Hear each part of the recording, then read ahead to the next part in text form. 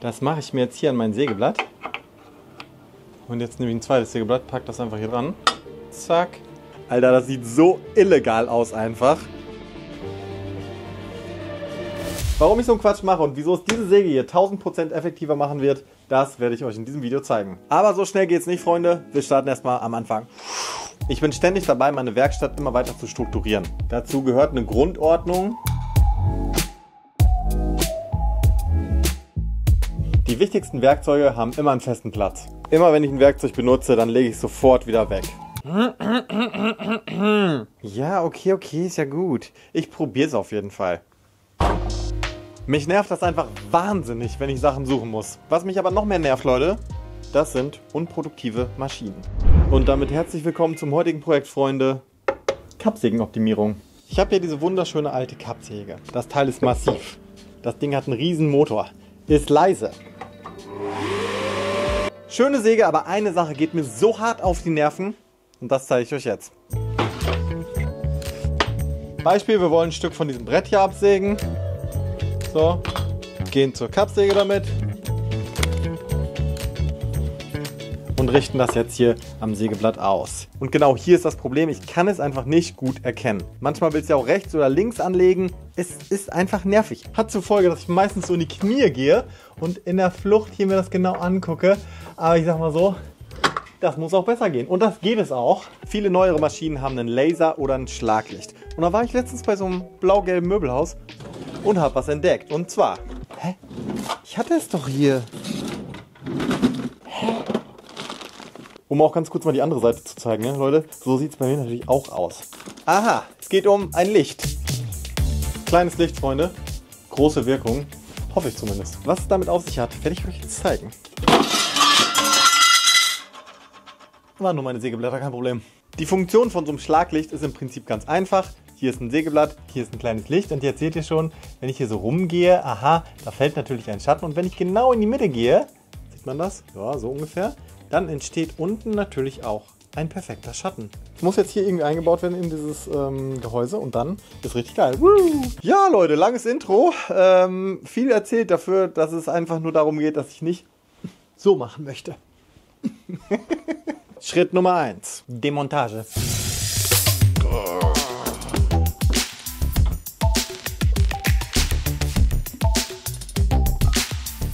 Jetzt kriege ich ja vielleicht sogar fast hier rein. So, ich hole das erstmal aus diesem Gehäuse raus. Hier ist auch so ein Diffusor, den will ich gar nicht.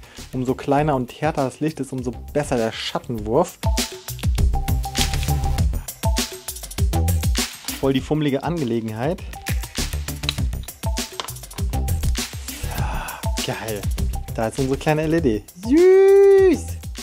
So, falls ihr euch wundert und vielleicht andere Stimmen oder Geräusche hört, ich habe Freunde in der Werkstatt, die hier eine tolle Sache bauen. Lasst euch davon nicht ablenken. Okay, guck! Okay, jetzt Licht an und der Test. Ja, okay. So, das Problem ist, das ganze Teil hier ist zu groß. Ich kriege das jetzt nicht hinter das Sägeblatt. Ich will es ja ganz genau dahinter bekommen. Muss ich was überlegen. Wenn ich eins liebe, Freunde, dann sind es diese einschaltbaren Magneten. Was heißt einschaltbar? Hier, Stück Stahl. Passiert nichts. Jetzt mache ich so. Jetzt klebt das hier dran. Jetzt mache ich so. Oh. Oh. Richtig geil, die Dinger. Das mache ich mir jetzt hier an mein Sägeblatt. So. Und jetzt nehme ich ein zweites Sägeblatt, pack das einfach hier dran. Zack. Alter, das sieht so illegal aus einfach. Ich würde so gerne den Trigger drücken, Leute, aber dann verklagt mich Jonas Winkler. Jetzt kann ich halt die Position von dem Licht viel besser kontrollieren und bestimmen, bevor ich jetzt hier das ganze Gehäuse aufsäge. Genau, und habe jetzt ein schönes paralleles Blatt, mit dem ich experimentieren kann von der Position her. Hier vorne macht es keinen Sinn, weil da fährt dieser Schnittschutz vor. Das heißt, hier in diesem hinteren Bereich bewegen wir uns eigentlich schon ganz gut. Und wir sehen, wenn wir jetzt hier lang geht, ja, dass wir eigentlich immer nur einen Schatten auf einer Seite haben. Dieser kleine Punkt, diese kleine LED ist tatsächlich kleiner als das Sägeblatt breit ist. Dadurch kriegt man nur eine Seite vom Blatt beleuchtet. So, quasi. Der Diffusor hier, dieser kleine, den ich abgemacht habe, der macht die Lampe zwar breiter, allerdings ist der Schatten ziemlich schwach hier. Ich brauche also was Größeres.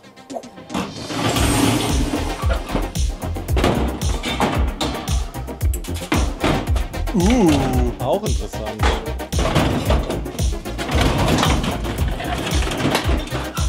Aha. So, ich habe jetzt verschiedenste Varianten hier. Ich probiere es jetzt einfach mal aus. Vielleicht ein bisschen groß, vielleicht ein bisschen klein, keine Ahnung. Let's try. Hier drüben wird übrigens ein Tischgestell geschweißt. Das sieht mega geil aus. Vorher wurde natürlich nicht ausgemessen, ob das durch den Flur passt, sonst hätten wir ja gar keinen Spaß hier. Vielleicht gibt es noch die Auflösung zu diesem kleinen Rätsel.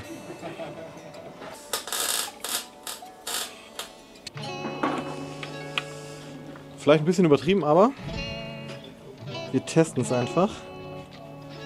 Ja, das funktioniert nämlich leider sehr gut. Genau so eine Linie möchte ich haben. Perfekt. Aber es ist ein bisschen groß vielleicht. Das hier wäre natürlich das Geilste. Schön klein, aber nicht gerade hell. Funktioniert nicht ganz so gut. Da sieht man, ist immer so ein weicher Schatten auf der Schnittlinie. Das ist nicht so optimal. Sehr schade, weil das Ding ist natürlich mega perfekt, kompakt. Aber gut, ich würde gerne mit irgendwas arbeiten, was ich hier habe und nicht extra was kaufen. Wir probieren nochmal dieses Gerät hier. Halbe Größe. Schön hell. So. Das sieht doch... Das sieht doch vielleicht ganz gut aus. Sieht das gut aus? Hä? Sieht richtig gut aus. So vielleicht. Ich glaube, das ist bisher das beste Ergebnis. Die Position ist hier oben super. Das heißt im Prinzip, hier muss das Ding drauf. Vielleicht das Gehäuse ein bisschen kleiner machen. Beziehungsweise wir brauchen ja eigentlich auch nur den Spot hier.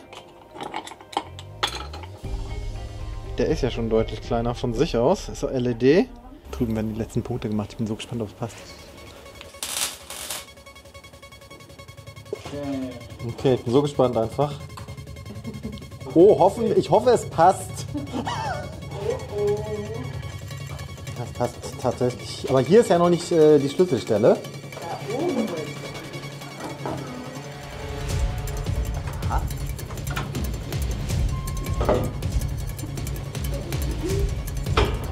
So, jetzt die Ecke.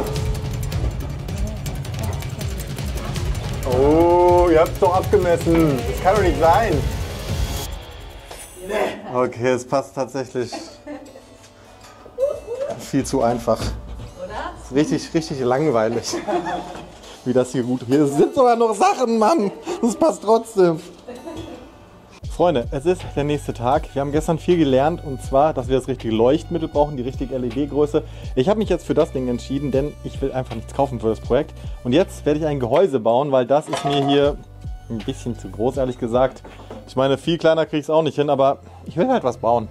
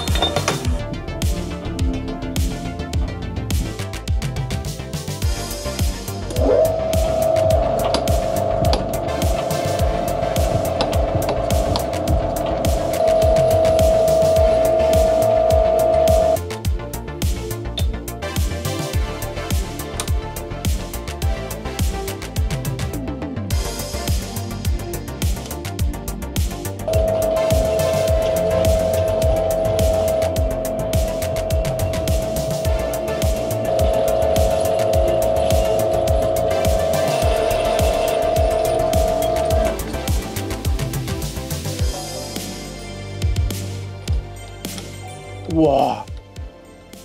Geil. Perfekt, so machen wir das.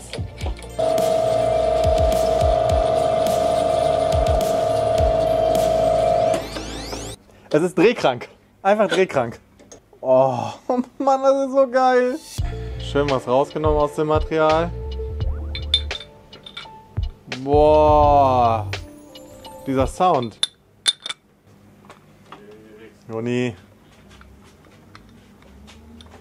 So Leute, jetzt habe ich hier gerade den Zylinder fertig gemacht. Es ist total krass und die Glühbirne passt genau rein. Drehbank ist mein Leben.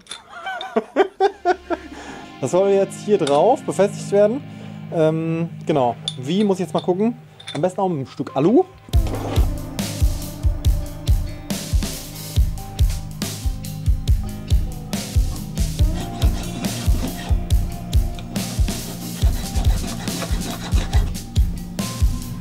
Noch nicht ganz perfekt, aber schon nicht schlecht.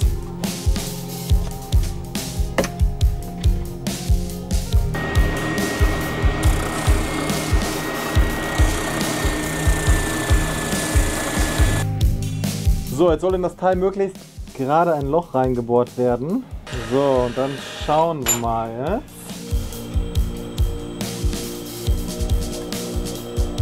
Nein!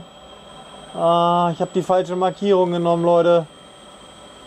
Okay, ja gut, jetzt ist es so.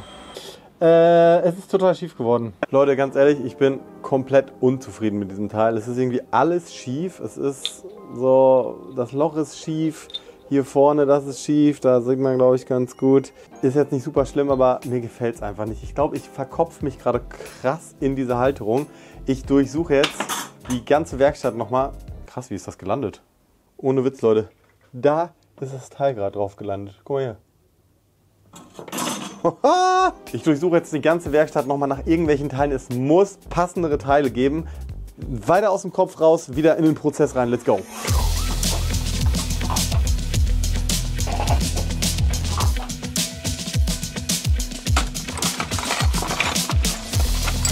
So, ich habe ein paar passende Teile gefunden. Hier passende Fassung für diese Lampen. Hier so einen fetten Winkel. Den werde ich einfach da dran schrauben. Wahrscheinlich so irgendwie. Und dann habe ich noch hier so einen Deckel von einer Dose gefunden. Den dachte ich als Deckel, der passt nicht ganz, aber wir haben eine Drehbank. Dementsprechend so ungefähr soll es dann aussehen. Und fertig, es muss jetzt mal ratzi-fatzi gehen hier. Hab gerade einen Flummi gefunden. So viel Zeit muss sein.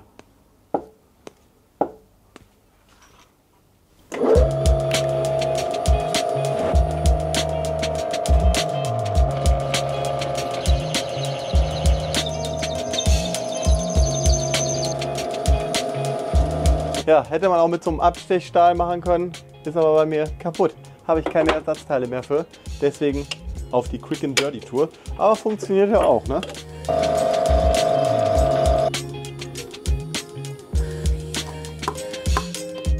Boah, das ist halt, warum wir Drehbänke lieben. Das ist halt einfach nur geil. Auch ein schöner Pfeffersalzstreu eigentlich. Also das ist jetzt hier... So, Idee ist jetzt ganz einfach. Hier dran soll das Ding befestigt werden. Das soll hier reingestopft werden und dann die Lampe. Ich mach's halt mal.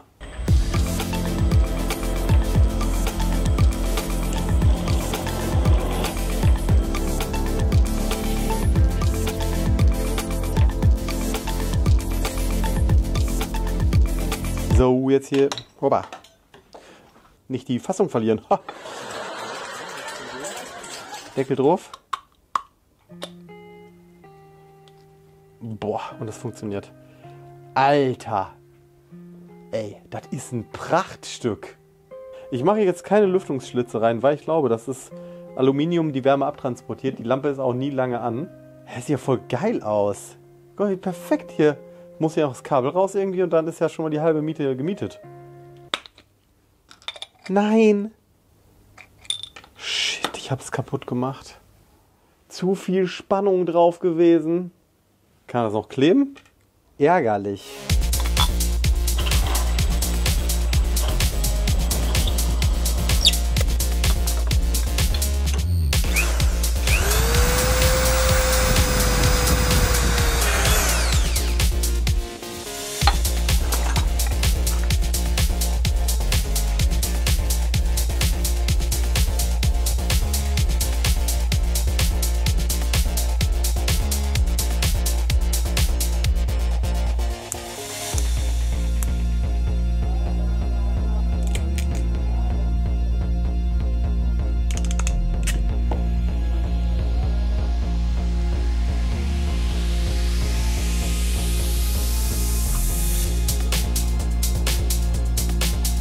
Der Moment der Wahrheit. Die Lampe habe ich geklebt mit einem Sekundenkleber. Bis 100 Grad kann der aushalten. Ich glaube, so heiß wird es da drin nicht. Hoffe ich. Oh, ist drin. Boah. Ey, guck dir das ist wie so ein Produkt. Guck, wie geil das aussieht. Komplett staubdicht. Hier das Kabel nochmal geschützt mit so einem Gummiteil. Und Erde auch angeschlossen. Das heißt, überall, wo jetzt Gehäuse und Strom zusammentreffen könnte, theoretisch, was natürlich nicht passieren wird, haben wir die Erde anliegen. Jetzt muss das ganze Schätzchen natürlich noch hier dran befestigt werden, vernünftig. Deswegen muss hier noch so ein kleiner Winkel dran.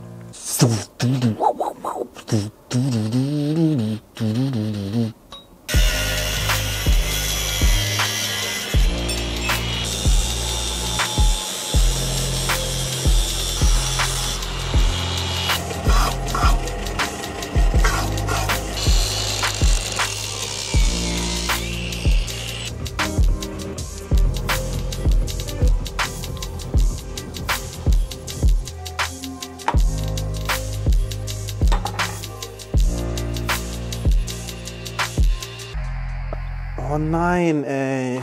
Richtiger Fail, Leute. Ich habe das Ding jetzt dran gemacht, habe aber vergessen, die Lampe vorher reinzumachen. Und jetzt habe ich hier so einen kleinen Gap, ey.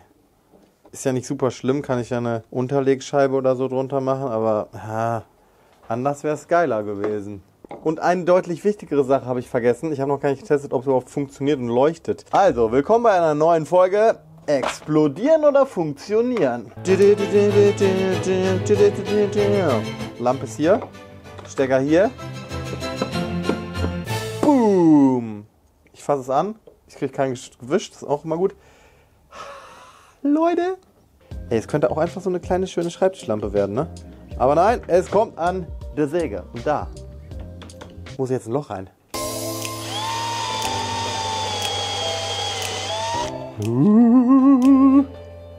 Komm näher ran, komm näher ran. Ich hoffe, das ist jetzt auch genau über dem Sägeblatt. Shit, das ist überhaupt nicht genau über dem Sägeblatt. Oh Mann, ich muss hier weiter rüber. Scheiße. Ich muss im Prinzip genau hier drauf, aber das kriege ich jetzt nie mehr. Eine Schablone jetzt machen oder was. Mann, ey, das nervt doch alles. Ich probiere es einfach. Es kann halt nichts werden, ne? Es kann halt nichts werden. Alter, ey, so ein dummer Fehler, der mich einfach nur Zeit kostet. Jetzt kann ich gar nicht gebrauchen. Oh. Richtig unnötig einfach, aber okay. Wir machen das jetzt, wir ziehen es jetzt durch. Ja, und jetzt muss ich aber hier was runterlegen. Es ist doch alles nervig, ey. Ganz ehrlich, habe ich jetzt keinen Bock drauf. Ich mache das jetzt grob mit der Flex.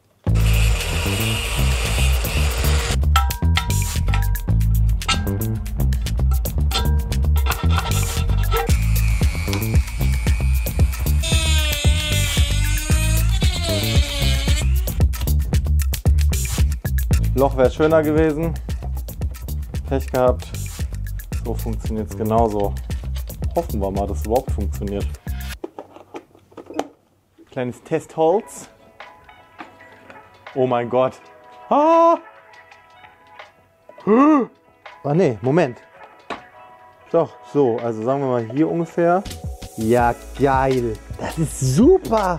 Meine Befestigungsidee ist mit dem einen Punkt hier ungefähr so. Und dann kann ich das nämlich hinterher schön ausrichten, auch wenn ich mal vielleicht ein dickeres Sägeblatt habe, indem ich es dann ein bisschen nach rechts oder links bewege und kann dann unten den Schatten wunderbar positionieren, dass er genau perfekt mittig ist. Geil, okay, befestigen.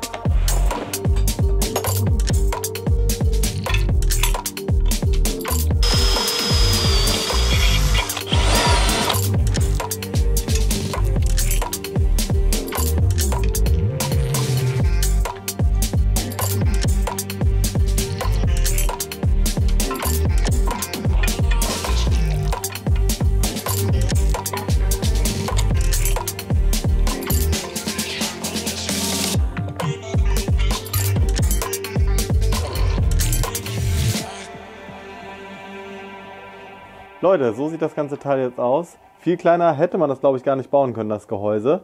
Die Farben gefallen mir auch gut von dem alten Blechdeckel hier und so. Und genau, das Metallteil habe ich hier mit einer zusätzlichen Schraube gesichert. Ich habe keinen Bock, dass mir das hier im laufenden Betrieb reinknallt. Unwahrscheinlich, aber Safety first. Jetzt kommt das gute Stück hier drauf. Mal kurz festschrauben. Hier ist jetzt auch der Riesenvorteil. Ich mache das auf, kann die Lampe einstellen, je nachdem wie der Schattenwurf sein soll. Zack, festziehen. Und dann geht das auch nirgendwo mehr hin. Richtig geil. Schmeiß an die Karre. Geil, hier oben auch so ein kleiner Lichtkranz, ey. Jetzt ist natürlich auch eine Sache. Ich will, dass das nicht die ganze Zeit an ist, weil es ist unnötig. Genau, ich gucke mal, ob ich an die Elektronik der Säge rangehen könnte.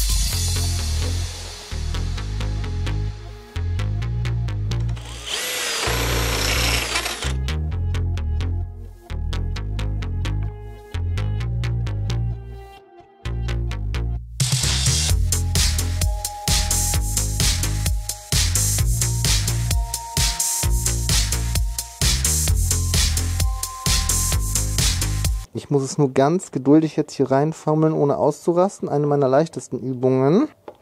Ja, da sitzt er. Das ist das Geile an so alten Gehäusen hier.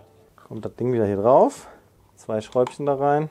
Die Lampe ist dran, die Elektronik ist gemacht. 230 Volt, ihr solltet natürlich nur machen, was ihr auch machen möchtet oder könnt. Ich bin mir meiner Sache sehr sicher gewesen. Willkommen bei der nächsten Folge. Explodieren oder funktionieren. Wird die Lampe funktionieren? Mit diesem Schalter, wir testen es jetzt. Oh, geil! Ey, wenn es nicht funktioniert, jetzt ist es ein richtiger Fail, ne? Aber egal. Oh, geil! Geil! So, und wenn ich jetzt hier drücken würde? Nö. Ich kann die Säge nicht mehr einschalten gerade. Ich bin mir meiner Sache sehr sicher gewesen. Shit! Ich habe irgendwas verkackt. Also, nochmal aufschrauben. Shit, Mann! Okay, ihr habt den Fehler gefunden. Ich habe ein Kabel überhaupt nicht angeschlossen. Also kleiner Fail meinerseits. Hatte natürlich jetzt eben so schön gepasst alles.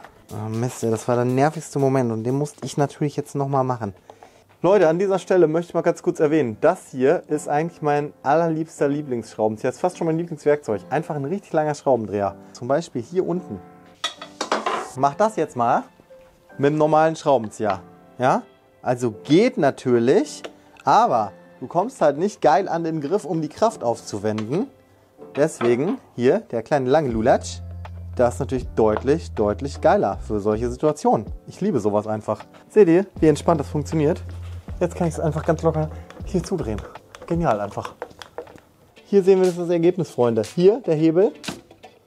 Oh, das Licht geht an. Ist das nicht geil? Guck mal, ich kann es den ganzen Tag machen. Und jetzt drück hier. Und dann geht auch die Säge an. Ey, ist das geil einfach. Guck mal, der Sound auch. Boah. Und jetzt aber das Wichtigste. Funktioniert es auch? Das werden wir jetzt gleich testen, aber vorher aufräumen.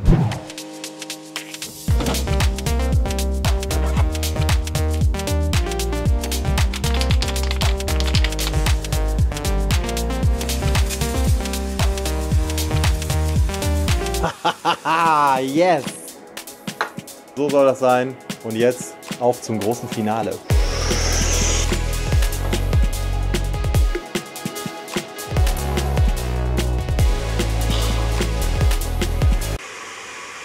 Nein, ich habe nicht aufgenommen. Oh Mann, ey. Das war schon der beste Moment des ganzen Videos. Scheiße. Ich habe mich gerade so abgefeiert, weil es so geil funktioniert hat. Soll ich es nochmal faken, so wie es gerade eben war? So, jetzt der erste Schnitt. Ich weiß ja noch nicht, ob das wirklich funktionieren wird. Keine Ahnung. Wow, Donnerwetter. Ja, Schauspieler werde ich wohl nicht, wahr? Aber jetzt mal ohne Scheiß, Leute. So, ihr seht jetzt ganz deutlich, hier ist der Schatten. Umso näher ich natürlich an das Holz dran bekomme, umso schärfer ist er. Aber selbst wenn ich hier bin, ist es wirklich schon komplett gut. Komm, ich zeige euch nochmal die geile Perspektive von vorne. Licht geht an. Schatten kommt. Ein bisschen höher, sonst seht ihr es nicht. Und hier kann ich jetzt wirklich wunderbar rechts oder links anlegen. So, und zur Demonstration schneide ich jetzt einfach mal die Hälfte des roten Strichs ab. Also lasst ein bisschen was stehen vom Strich.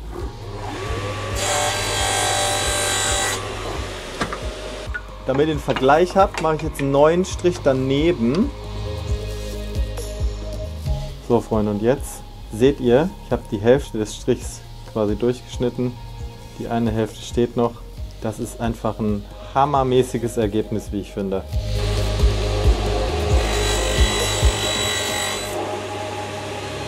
Hab gerade hier ein bisschen versucht, was stehen zu lassen. Und ja, was ist das? Ein Millimeter? Noch nicht mal. Ey, Wahnsinn. Ich feier's, Leute. Ey, es funktioniert so geil. Und hier die Mechanik vor allem, ey. Boah, das ist so geil mit diesem Schalter hier. Ich finde, die Optik ist mega geil.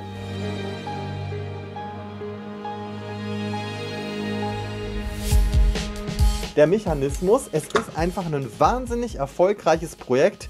Ein ultra geiles Maschinen-Upgrade. Wisst ihr noch, wie ich hier vorher rumgehampelt habe? So stand ich hier, Leute. Und jetzt stehe ich entspannt hier, egal ob rechts oder links, ich kann es sehen. Ich bin hundertprozentig safe. Das ist, genauer geht's ja nicht. Ich finde es sogar geiler als ein Laser. Ist so.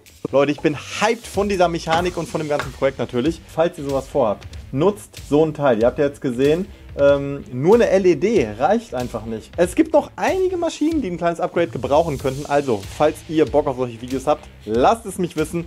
Ganz am Ende möchte ich mich natürlich bei euch bedanken. Auch an die Leute, die mich finanziell unterstützen bei Patreon und bei den YouTube-Kanalmitgliedschaften. Ihr macht das alles möglich hier. Dankeschön. Wer Lust hat, mich zu supporten, kommt gern dazu. Und genau, ich liebe das, was ich hier mache und möchte es eigentlich für immer machen in meinem ganzen Leben. In diesem Sinne, Leute, baut was Geiles, haut rein, ciao. Woo!